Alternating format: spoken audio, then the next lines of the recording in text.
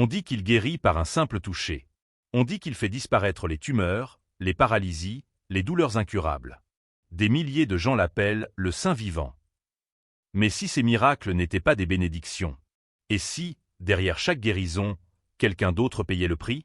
Aujourd'hui, on va lever le voile sur la vérité cachée du guérisseur mystique. Une vérité que personne n'ose regarder en face. Son nom, Maître Solongo. Un homme frêle, toujours vêtu de blanc, dont les yeux semblaient voir au-delà du monde visible.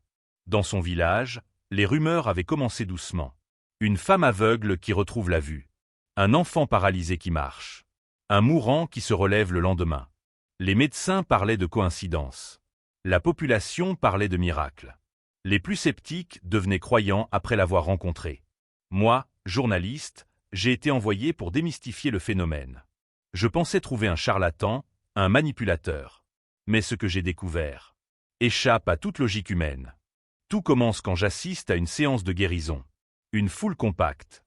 Des cris. Des pleurs. Et Maître Solongo, calme, au centre de la pièce. Une femme s'avance, soutenue par deux proches. Elle souffre d'une maladie qui la ronge depuis des années. Solongo pose sa main sur son front. Et là, je le vois. Une lueur. Faible, mais réelle. Comme un fil de lumière qui passe de son corps au sien. La femme s'effondre, puis se relève. Je suis sous le choc. Mais alors que tout le monde acclame, je remarque autre chose. Ses mains tremblent. Comme si une partie de lui venait de s'éteindre.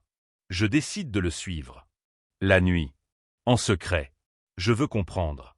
Il s'enfonce dans la forêt et arrive devant une petite hutte éclairée par des bougies. À l'intérieur, je découvre quelque chose d'effroyable. Des photos. Des noms. Des dates. Et dans un coin, des gens allongés sur des nattes. Leur peau est froide, leurs yeux vides. Ils respirent à peine. Ce sont les sacrifiés. Les ombres. Les oubliés. Solongo s'agenouille près d'un d'eux et murmure. « Pardonne-moi. Ton énergie m'a sauvé aujourd'hui. » C'est alors que je comprends.